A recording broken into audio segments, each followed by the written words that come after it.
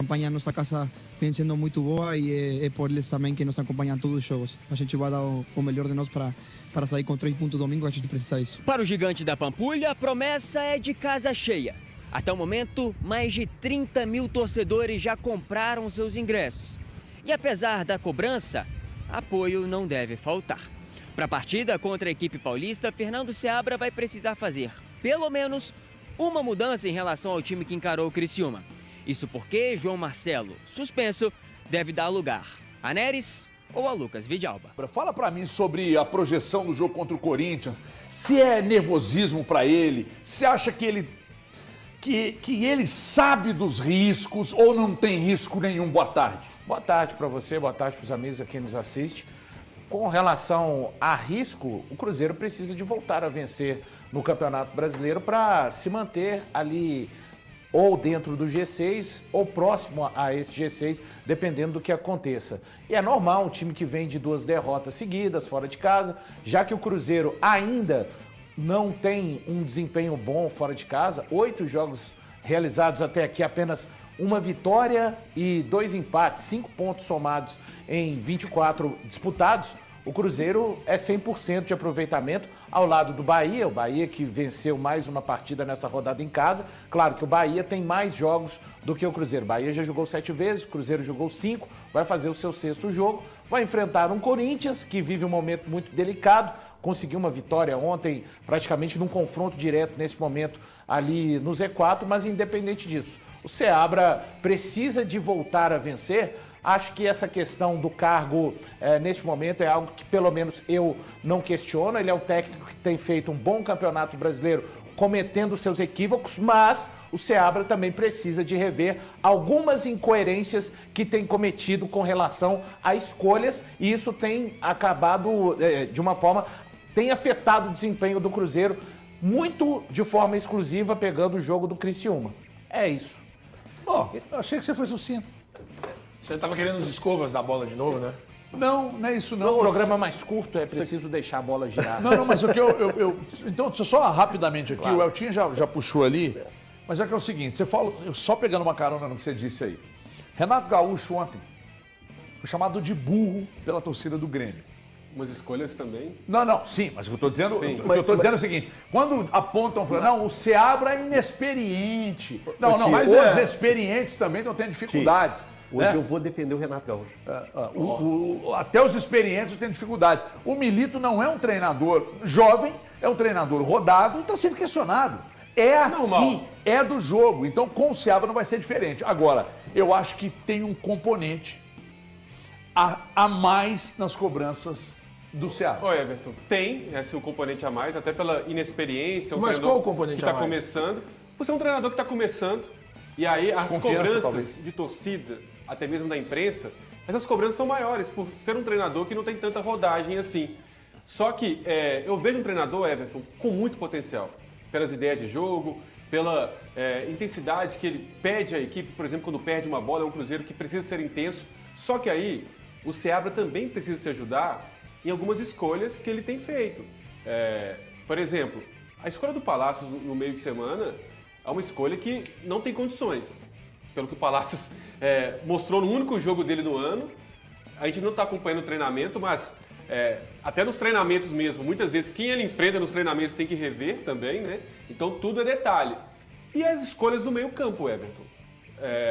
Para domingo, por exemplo, se ele quer uma sinergia maior com a torcida, que vai comparecer com mais de 40 mil torcedores, espero, no domingo no Mineirão, a escalação não pode ter no mesmo time Ramiro e Lucas Silva.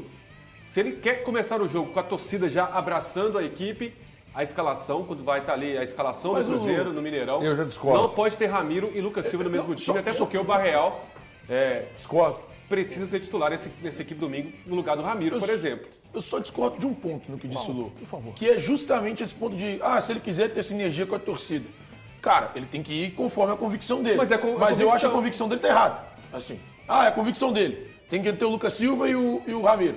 Eu acho hoje que tá errado. Eu já defendi lá atrás. Eu discordo. Só que a sinergia faz parte também do componente para jogar em casa. A sinergia puxa também jogadores. Eu entendo. Você começar o jogo além da sinergia, que é importante, mas o mais importante é a questão técnica e tática, não pode ter Lucas Silva e Ramiro jogando em casa contra o Corinthians. Eu tô com o Lu nessa. Não pela sinergia, pela questão técnica e tática. Porque, cara, se ele tem convicção no trabalho dele, que ele faça o que ele acha melhor. Embora eu não considere que Lucas Silva e Ramiro sejam as melhores escolhas.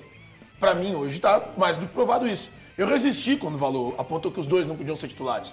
Porque eu vi os dois fazendo 2 bons jogos, pelo menos na minha cabeça, contra o Fluminense e contra o Atlético Paranaense. Pra mim foram 2 bons jogos do Cruzeiro. Em casa, e com os dois. O meu ponto é, quando a gente vê o Japa e o Barreal, e a gente já viu os dois jogando lá atrás, não juntos, mas a gente já viu, eu prefiro os dois a Lucas Silva e Ramiro. E eu acho que só o Seabra hoje prefere Lucas Silva e Ramiro a essa dupla. Porque o resto, eu discordo também da questão do Palácio. Pra mim, joga tanto que nem o nome dele veio rápido. Ele e o Wesley Gasolina, pra mim, tanto faz, cara. Sinceramente, pra mim, tanto faz. Mas o resto, eu acho que eles estão certos, especialmente no meio campo. Eu acho que hoje todo mundo tá mais tranquilinho, tá todo mundo na mesma página. Eu vou dizer uma coisa, com o Lucas Silva tendo saído no último jogo contra o Criciúma, no intervalo, eu tento a enxergar que o Seabra vai dar uma descansada no Lucas. Mas o Ramiro, você concorda que tem que jogar? Não é que tem que jogar. Aí pode jogar. Pode jogar. Vai das escolhas dele, o que ele tá pensando para esse time do Cruzeiro. Mas o Lucas Silva, que o Lucas Silva já jogou pra caramba, já brilhou muito, foi importante pro Cruzeiro na virada de chave no ano passado, quando ele chega na janela para pegar e dar um upzinho na equipe do Cruzeiro, e foi importante em determinado momento do Campeonato Brasileiro do ano passado, quando ele sai do Grêmio questionado e chega aqui e tem boas atuações. Isso é importante. Ponto. Eu acredito que aquele Lucas Silva já não existe há algum tempo jogando no Cruzeiro. 6 meses, para ser mais exato. Para ser mais exato, 6 meses. Né? A temporada dele é muito ruim. Então eu acredito que até para cuidado com o jogador, pelo que ele já representou para a torcida do Cruzeiro, pode ser o momento dele ficar no banco de reservas no jogo contra o Corinthians. Isso é um pensamento meu. E sobre os questionamentos do Seabra, eu já falei isso e vou falar de novo. A virada de chave do Pedrinho ter entrado na jogada, ter entrado dinheiro, também pesa na permanência do Seabra perante alguns torcedores. Alguns torcedores enxergam que um time que o Cruzeiro está montando, o treinador ideal seria o Galhardo. Na ideia do torcedor do Cruzeiro, tá montando um time forte, um time cascudo, um time que vai ter possivelmente um dos melhores meio-campo do país. O torcedor do Cruzeiro vê assim, gente, o Seabra não era pra estar aí, podia estar aí um Galhardo, um Jorge Jesus. Em cima disso, deixa eu te perguntar uma coisa. Sim. Mas se você tá lá no Cruzeiro, e aí tem condição, é uma suposição óbvia, tá. Tem condição de trazer o Galhardo, mesmo com o Seabra indo bem. E eu acho que ele tá bem, tá? Eu acho que nessa sequência do Cruzeiro foram 4 jogos, 3 derrotas, eu acho que ele tem responsabilidade. Ele, Seabra em uma. Mas tá. Você não traiu o Galhardo? A campanha é boa. A campanha é boa. Você não traiu o Galhardo? Sem problema hoje, ele eu não traria. Eu traria uma sequência. O cara pega uma sequência ruim, perde o grupo, perde vestiário, aí beleza. Agora, nesse momento, eu pegando e olhando a tabela de classificação, olhando os jogos que o Cruzeiro... Cara, o Cruzeiro tem 100% de aproveitamento jogando dentro do Mineirão. É claro, a campanha é ruim. Há quanto tempo isso não acontece, então, né? o Cruzeiro... A campanha do Cruzeiro é muito boa. Quantos times não trocariam campanha com o Cruzeiro agora? E ainda não existem os reforços.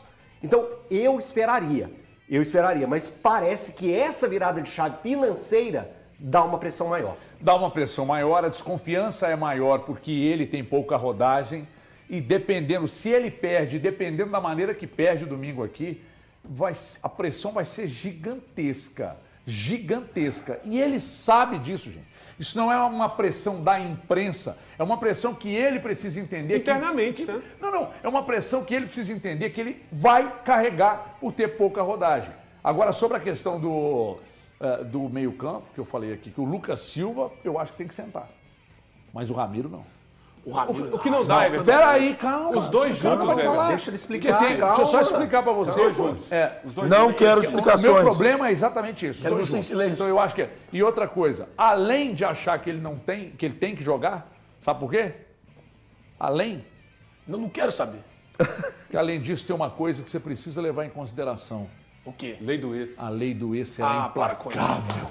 para com isso. É que você tá se apegando a uma coisa que não existe. Meu irmão, o problema do meio-campo do Cruzeiro não é o Ramiro. O problema do meio é o Lucas Silva. Não, peraí, o Ramiro não é a o lentidão, problema. Ele é um os dois. Problemas os dois juntos não podem. Sabe? Não podem. Barreal, se tiver que entre morreu. os dois, se um tiver que sentar, eu sento o Lucas Silva. HG, vem cá, senta aqui do meu ladinho. Não, se um tiver que sentar, é o Lucas Silva. Japa e Barreal. Não tem discussão, é isso hoje. Ah, mas os dois são canhotos.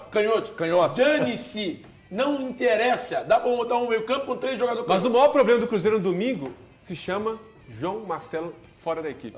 Um problema grave, inclusive. Pensando na altura da equipe. O que você acha que vai ser feito, Lu? Neres. Assim, a torcida vai querer ouvir de Alba, que eu não vejo muita coisa, mas o Cruzeiro tem um problema sério. Desculpa, eu vou te fazer uma outra pergunta. Crônico. O que você acha que seria coerente do Seabra fazer de acordo com aquilo que ele já falou? Neres, Não.